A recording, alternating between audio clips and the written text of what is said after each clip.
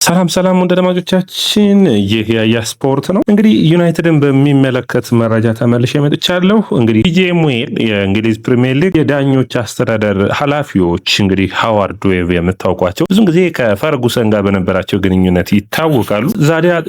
ዛሬ በወጣው መረጃ መሰረት ማንቸስተር ዩናይትድን ይቅርታ ጠይቋል። ይህ ግን ለማንቸስተር ዩናይትድ ምንም ለውጥ አያመጣለትም። ነገር ግን ውሳኔው ምንድን ነው ካላችሁኝ፣ ይቅርታ የጠየቀውስ ለምንድን ነው ካላችሁኝ የብሬንፎርዱ ጨዋታ ላይ ነው። እንግዲህ ማት ኮሊንስ በጨዋታው ላይ ሚንቦሞ ላይ ፋውል ሰርቶ ፍጹም ቅጣት ምት ተገኝቶ ፍጹም ቅጣት ምቱን ደግሞ ብሩኖ ፈርናንዴዝ እንደሳተ የምታስታውሱት ነው፣ ከሳምንት በፊት ማለት ነው። ነገር ግን ያ ፍጹም ቅጣት ምት ኮሊንስ በቀይ ካርድ የመሰናበት አጋጣሚ ወይም ቅጣት መጣል ነበረበት። ቫር ያንን ስህተት ሰርቷል። ነገር ግን ብዙ መረጃዎች የሚያሳዩት ያንን ውሳኔ የቫር ውሳኔውን እንዲሁም ደግሞ የጨዋታውን ዳኛ ቫር ሊያግዛቸው አልቻለም። ይህን ተከትሎ ዩናይትድን ይቅርታ ጠይቋል። እንግዲህ ዩናይትድ በጣም በሚገርም ሁኔታ በጨዋታው ላይ 2-1 እየተመራ ነበር። እንግዲህ ብሩኖ ፈርናንዴዝ ፍጹም ቅጣት ምቱን ማስቆጠር ይጠበቅበት ነበር፣ ያንን አላደረገም። ነገር ግን በጨዋታው ላይ አሳዛኝ የነበረው በቀይ ካርድ ወጣው ቢሆን ኖሮ ዩናይትድ ያንን ጎል አግኝቶ ቢሆን ኖሮ ያን ጨዋታ ላይ ማሸነፍ እድሉ ከፍተኛ ይሆን ነበር። ያ ማለት ደግሞ በነጥብ ልዩነት ራሱ ከማንቸስተር ሲቲ ጋር እኩል የመሆን እድል ይኖረው ነበር። ሩበን አሞሪም ጫና ላይ እንዳሉ ይታወቃል እና ቫር እንደዚህ አይነት ስህተቶች አሰልጣኞችን የመሰናበት እድል እንደሚያጋጥማቸው ከዚህ በፊት እንግዲህ አሰልጣኞች ወይም ደግሞ ዳኞች በተለይ በቫር ሳይታገዙ በሚመሩበት ጊዜ ሰው ነውና ስህተት አይጠፋም ብለን ማለፍ እንችል ነበር። የቫር ስህተት ግን በሚገባ መጠናት ያለበት ይመስላል። እኔ በተለይ የቫር የእንግሊዝ ፕሪሚየር ሊግ ዳኝነት በጣም አስቸጋሪ እንደሆነ ከዛ ውጭ ሁሌም የማነሳው ነጥብ ወጥነት የለው። ዛሬ የወሰኑትን ውሳኔ ነገ ደግሞ በሌላ ህግ ጥሰውት ይገኛል እና የወጥነት ጥያቄ ያለበት ቫር አሁን ያ የማንቸስተር ዩናይትድ የተቀለበሰበት አጋጣሚ በግልጽ ነበር የሚታየው። በኔ እይታ አከራካሪ ብሏል። ቫር መሳሳት ያለበት አይደለም። ነገር ግን ለምን ቀይ ካርድ እንዳልሰጡ ፍጹም ቅጣት ምት ተሰጥቶ እንዴት ቀይ ካርዱ አይሰጥም የሚል በጣም አከራካሪ ነበር። በግልጽ የማግባት እድሉን የሸፈነው በኋላ ነው የጎተተው። ኳሱ ካለፈ ቆይቷል። ስለዚህ ያ ጎል ተቆጥሮ ቢሆን ኖሮ ዝም ብላችሁ ብታስቡት ለዩናይትድ ከፍተኛውን ተጽዕኖ ይፈጥራልና ሁለቱ ቅጣት የሚገባው ነበር፣ ቀይ ካርድና እንዲሁም ደግሞ በጨዋታው ላይ ያ ውሳኔ እንዲወሰን ይጠበቅ ነበር። ያንን ግን አላደረጉም። ስለዚህ እንግዲህ ሃዋርድ ዌብ ይቅርታ ጠይቀዋል። ማንን? ማንቸስተር ዩናይትድን። ሰላም ወደ አድማጮቻችን ይህ የስፖርት ነው። የስፖርትን ላይክ፣ ሼር፣ ኮሜንት ሰብስክራይብ ማድረጋችሁን አትርሱ። እናንተ ላይክ፣ ሼር፣ ኮሜንት ሰብስክራይብ ብዙዎቹ ጋር እንድንደርስ ያግዘናል። እንግዲህ በዛሬው ፕሮግራማችን 2-3 ነጥቦችን እናነሳለን። በዩናይትድ በኩል የተነሱ ነጥቦች አሉ። በተለይ ዩናይትድን ስናነሳ በተለይ መነሳት የሚጠበቅበት የሴን ላሜንስ ጉዳይ ነው። ሴን ላሜንስን በክረምቱ የዝውውር መስኮት ብዙ ጊዜ አውርተናቸዋል እዚሁ በፕሮግራማችን ራሱ። ስለዚህ ግብ ጠባቂ የምንነግራችሁ ይኖረናል። ራሽፎርድ ደግሞ ራስመስ ሆይሉንድን በሚመለከትም አዳዲስ መረጃዎች አሉን። የሚንቦሞ እንዲሁም ደግሞ የዳሎትና ሾው በጨዋታዎች ላይ የምንነበሩ ሩበን አሞሪም አሁን በእንግሊዝ ፕሪሚየር ሊግ ላይ ማንቸስተር ዩናይትድን 10ኛ ደረጃ ሰንጠረዥ ላይ ያስቀምጠውታል። ማንቸስተር ዩናይትድ ካለፉት 7 ጨዋታዎች ማለት ነው በ7ቱ ጨዋታዎች 3ቱን አሸንፎ አንዱን አቻ በመውጣት 10 ነጥቦችን ሰብስቧል። ማንቸስተር ዩናይትድ 9 ጎሎችን ያስቆጠረ ሲሆን 11 ጎሎች ተቆጥረውበታል። 2 የግብ ዕዳ አለበት። ማንቸስተር ዩናይትድ ይህንን አጋጣሚ ይህንን ሁኔታ በሚገባ መጠቀም ይጠበቅበታል። በዚሁ ሪትም መቀጠል ያስፈልገዋል። በተለይ ደግሞ የዩናይትድ ደጋፊዎች የሚፈልጉት የሚመኙት ነጥብ ምንድን ነው ካላችሁኝ በተከታታይ ጨዋታ ዩናይትድ እንዲያሸንፍ ነው። ያንን የሚያደርጉ ይሆናል ወይ የሚጠበቅ ነው የሚሆነው። ሰላም ወደ አድማጮቻችን እንግዲህ ያያ ስፖርትን ላይክ፣ ሼር፣ ኮሜንት ሰብስክራይብ ማድረጋችሁን አትርሱ። ላሜንስ እንግዲህ ሴን ላሜንስ ከጨዋታው በፊት የነበሩ መረጃዎችን ላደረሳችሁና በጨዋታው ላይ ደግሞ የሚሆኑትን በተለይ የሰንደርላንዱ ጨዋታ ላይ የሆኑትን የምናነሳ ይሆናል። ሴን ላሜንስ እንግዲህ በካሪንግተን ከፈረመ አንስቶ በዩናይትድ ቤት በጣም ከፍተኛ የሆነ ለውጦችን ያመጣል ተብሎ የሚጠበቅ ነው። አንደኛ በኔ እይታ ዩናይትድ እንደዚህ አይነት ግብ ጠባቂ በአካል ብቃቱ ረገድ ገዘፍ ያለ መሆኑ፣ ከዛ ውጭ ለዩናይትድ ደጋፊዎች እረፍትን የሚሰጥ ረጃጅም ኳሶች ሲሻሙ ኳሱን የያዘበት መንገድ በሁለት አጋጣሚ ከዛ ውጭ ኳሶችን ሲተፋ በተለይ ደግሞ የግብ ጠባቂ ነውና ሁሉም ኳሶች ይይዛሉ ተብሎ አይጠበቅም። ሲሳሳቱ ወይም ሲተፋባቸው ወይም ደግሞ ከግብ ጠባቂው ተጨርፎ በሚወጣበት ጊዜ በጣም በሚገርም ሁኔታ ወደ አደገኛው ቀጠና ሳይሆን የሚልከው አደገኛው ቀጠና የሚወጣ ይመስላል። ለምሳሌ ባይንደር፣ ኦናና በዚህ ይታማሉ። ወደ ተቃራኒ ቦክስ ላይ አመቻችተው ያቀባላሉ።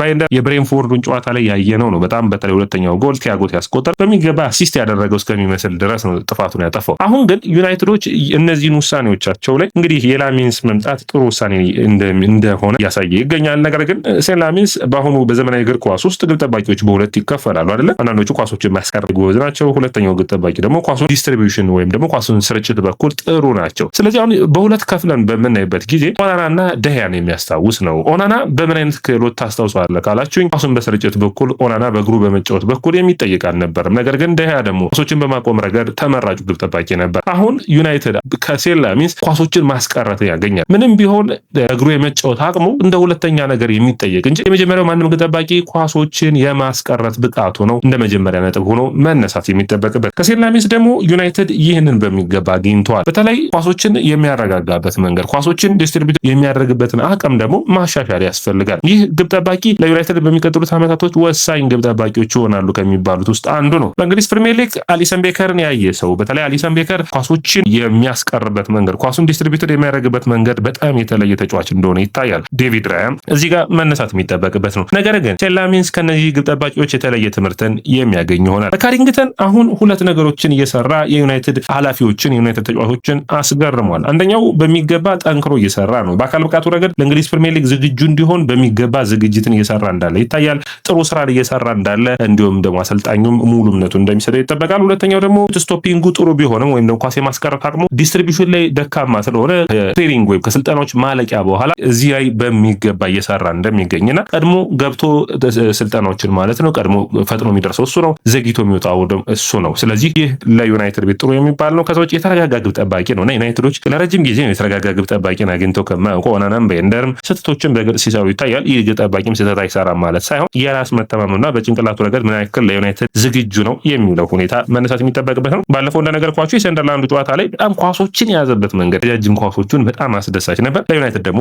ያ ውጤታማ የሚያደርገው ነው። በእግር ኳስ እንግዲህ በሂደቶች ውስጥ ሴን ላሜንስ እያደገ መምጣት የሚችል አቅም እንዳለው ግን መነሳት የሚጠበቅበት ነው የሚሆነው። በሚቀጥሉት ጨዋታዎች ውስጥ ለዩናይትድ ወሳኝ ሚና ከሚኖራቸው ተጫዋቾች ውስጥ አንዱ ይሆናል ብዬ አስባለሁ። ሁለተኛው የቤንጃሚን ሴስኮ ጉዳይ ነው። ሴስኮ በእንግሊዝ ፕሪሚየር ሊግ 2 ጎሎችን አስቆጥሯል። ኳሶቹ ደግሞ ያስቆጠራቸው የተጨራረፉ ኳሶች ናቸው። በእኔ እይታ እነዚህን የተጨራረፉ ኳሶች ማስቆጠሩ አስደስቶኛል። እንዴት ካላችሁኝ ዩናይትድ እንደዚህ አይነት የተጨራረፉ ኳሶችን የሚያስቆጥር አጥቂ አልነበረውም እና በምንም አይነት መንገድ ይሁን ጎል የሚያስቆጥር ሰው ያስፈልጋቸዋል። ያንን ቦታ በሚገባ መሸፈን የሚችል ተጫዋች ነው። በጣም ጥሩ ክህሎት ያለው ነው። ስለዚህ ይህንን ተጫዋች በሚገባ መጠቀም ያስፈልጋል። ነገር ግን በዩናይትድ በኩል የሚነሳው አሁንም በሊንክ ፕሌው ጥሩ ቢሆንም ዩናይትድ አሁንም ተጫዋች ኳሶቹን ወደፊት ወስዶ ለተጫዋቹ የሚያደርሰው ያስፈልጋል። አሁንም ተጫዋቹ ቦታውን ለቆ ወደ አማካይ መስመር ሲመጣ ይታያል። ይህ ራስመስ ሆይሉንድም እንደዚህ አይነት ሁኔታ ሲያጋጥመው ነበር። በተለይ በቅርብ ጊዜ በጣም ጥሩ አስተያየትን ኬቨን ዲብሩይነ ሰጥቶ አይቻለሁ። ራስመስ ሆይሉንድ አለ ኳሶችን እኛ እንድናቀርብለት እዛው ቦታው ላይ እንዲጠብቀን እንፈልጋለን እንጂ ወደ መሃል እንዲመጣና የሱ ስራ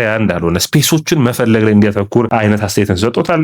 ዩናይትድም ራስመስ ሆይሉንድ እንግዲህ ይህንን አይነት ባህሪ ዩናይትድ አጫወት ነው ያመጣውና በሚገባ ማጤን ይጠበቅበታል። ቤንጃሚን ሴስኮ ጎሉ አካባቢ ላይ ነው መጠበቅ ያለበት። ዩናይትድ በአማካኝ ረገድ የተሻሉ ተጫዋቾችን ከመስመርም የተሻሉ ተጫዋቾችን የሚያገኝ ከሆነ እነሱ ኳሱን ሳጥን ውስጥ እንዲያመጡት መጠበቅ የሚያስፈልግ ነው የሚሆነው። ሰላም ወደ አድማጮቻችን የስፖርትን ላይክ፣ ሼር፣ ኮሜንት፣ ሰብስክራይብ እያደረጋችሁ እንዳትረሱ። ሌላኛው መረጃችን የሚሆነው የአማድ ዲያሎ ነው። እንግዲህ አማድ ዲያሎ በተለይ በመጀመሪያው አጋማሽ በሰንደርላንዱ ጨዋታ ላይ ጥሩ ብቃቱን አሳይቷል። ይበል የሚያሰኝ ነው። በሁለተኛው አጋማሽ ዩናይትድ እንደ ቡድን በሁለተኛው አጋማሽ ነው የመጀመሪያው አጋማሽ ላይ የተለያየ ፐርፎርማንስን የሚያሳይ ቡድን ሆኖ ይታያል። የፉራሙ የበርንሌዎቹ ጨዋታ በዚህ ረገድ የሚነሱ ናቸው። በሁለተኛው አጋማሽ ግን በጣም የደከሙበት ነው። የሰንደርላንዱ ጨዋታ ከነዚህ ውስጥ አንዱ የሚነሳ ነው። እንግዲህ በሰንደርላንዱ ጨዋታ ላይ ዳሎትና ሾው ብቻ ናቸው በኔ እይታ ትንሽ ደከም ያለ ብቃት ነው ያሳዩት። ሌሎቹ ግን የተሻለ ብቃትን አሳይተዋል። አንድ አጋጣሚ ኳሶችን ሲነጠቅ ነበር። ዳሎት በግራ መስመርም በቀኝ መስመርም ፐርፎርማንሱን ማሻሻል ያለበት ይመስለኛል። ብሪያን ምቤሞ ሜሰን ማውንትን መምረጣቸው በጣም የሚያስደንቅ ውሳኔ ሆኖ አግኝቼዋለሁ በሩበን አሞሪም በኩል። ያንን መምረጣቸው ደግሞ ለምንድን ነው ካላችሁ ምቤሞ አሁንም የሚታተር ተጫዋች ነው። ማቲያስ ኩኛን ቤንች ማድረጋቸው ማቲያስ ኩኛ ቢታተርም ውሳኔዎቹ ግን በጣም ይፈጥናል። ጎሎችን ማስቆጠር ይፈልጋል። ብሪያን ምቤሞ ግን ሻርፕ የሆነ ሁሌም ሩጫዎቹን ተመሳሳይ ነገሮችን ከአንድ ተጫዋች ታገኛላችሁና ብሪያን ምቤሞ የተለየ ክህሎት እንዳለው ይታያል። ሜሰን ማውንትን ሌላኛው የሚነሳው ነጥብ ነው። ማውንት አሁንም ቢሆን የተለየ ብቃት ያለው የዩናይትድ ስብስብ ውስጥ የተለየ ፐርፎርማንሱን ማሳየት የሚችለው ተጫዋች ነው። ሩበን አሞሪም ቋሚ ማድረጋቸው ይህንን ተጫዋች ሲከፍላቸው በሰዓቱና በቦታው ማየት ችለናል። ሌላኛው እንግዲህ ሁለት መረጃዎች አሉ ዩናይትድ ዝውውር ዜናው ላይ ስንሄድ ማለት ነው። የራስመስ ሆይሉንድ ጉዳይ በሚመለከት ፋብሪዚዮ ሮማኖ መረጃዎችን አወጥቷል። በእነዚህ መረጃዎቹ ምን ይለናል ፋብሪዚዮ ሮማኖ? በሚገርም ሁኔታ ራስመስ ሆይሉንድ ትናንትም ጎል አስቆጥሯል። እንግዲህ በናፖሊ በሴሪያው ጥሩ ፐርፎርማንስ ላይ ይገኛሉ። ጥሩ ድሎች ከተፈጠሩለት አሁንም እንግዲህ ራስመስ ሆይሉንድ ጎል አግቢ እንደሆነ እያሳየ ነው የሚገኘው። እንግዲህ ባለፉት 2 ጨዋታዎች 3 ጎሎችን አስቆጥሯል። ናፖሊ ላይ ጥሩ ብቃቱን እያሳየ ነው። ናፖሊ ቻምፒዮንስ ሊግ ተሳትፎን የሚያገኝ ከሆነ ይህ ተጫዋች በቋሚነት ወደ ናፖሊ ያቀናል። ማንቸስተር ዩናይትድ 44 ሚሊዮን ዩሮ የሚያገኝ ይሆናል ከቋሚነቱ። የውሰት ሁሉ 6 ሚሊዮን ዩሮ ያገኛሉ። ዩናይትድ በአጠቃላይ ከራስመስ ሆይሉንድ እና ከራሽፎርድ ወደ 80 ሚሊዮን ዩሮ አካባቢ የሚያገኝ ይሆናል። ይህ ደግሞ የአማካይ መስመር እንዲያስፈርሙ የሚያስችላቸው ነው የሚሆነው። ራሽፎርድ አሁንም ቢሆን በባርሴሎና ቤት ተመራጩ አጥቂ ሆኖ በምርጥ ፐርፎርማንስ እያሳየ እንዳለ ይታያል። 26 ሚሊዮን ፓውንድን ዩናይትዶችን የሚያስገኛቸው ይሆናል። ነገር ግን የራሽፎርድ በመጋቢትና በሚያዝያ ባርሴሎና ውሳኔዎችን የሚወስን ይሆናል።